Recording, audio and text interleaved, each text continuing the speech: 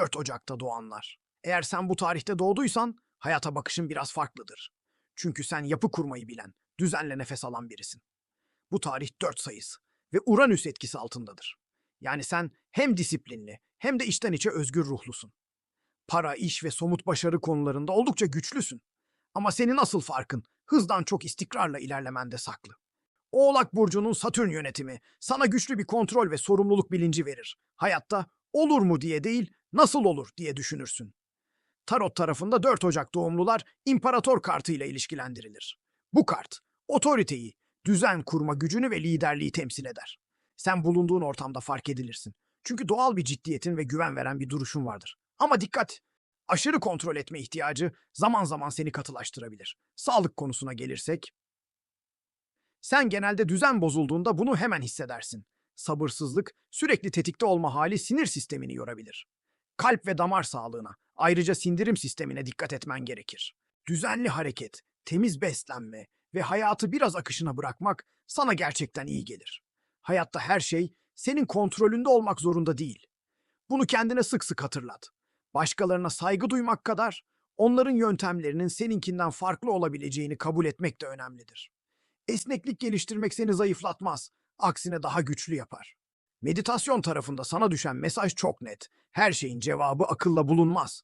Bazen bilmediğini kabul etmek en büyük bilgeliktir. Güçlü yönlerine baktığımızda sen kavramsal düşünebilen birisin. Sistem kurarsın, plan yaparsın, pratik ve sonuç odaklısın. Bir şeyin çalışıp çalışmadığını çok hızlı anlarsın. Ama zayıf yönlerin de var. Bazen fazla katı olabilirsin. Yeniliklere mesafeli durabilirsin ve zaman zaman hoşgörüyü unutabilirsin. 4 Ocak'ta doğan kişiler genelde problem çözme konusunda ustadır. Kısa, net ve öz konuşursun. Duygularını süsleyerek anlatmazsın ama söylediğin şey yerini bulur. Analitik zekan sayesinde büyük işler başarabilirsin. Aynı zamanda hayal gücün de güçlüdür. Ama sen hayali havada bırakmazsın. Mutlaka yere indirir, somutlaştırırsın. Plan kurar, sonra uygularsın. Kitaplar, arşivler, veriler, belgeler. Sen bilgiyi sever, toplamaktan keyif alırsın. Yüzeysel sohbetlerden hoşlanmazsın. Derinlik ararsın ve bir şeyin gerçekten anlamı varsa onun peşinden gidersin. İnsan ilişkilerinde ise düzen senin için çok önemlidir. Her şeyin bir çerçevesi olsun istersin.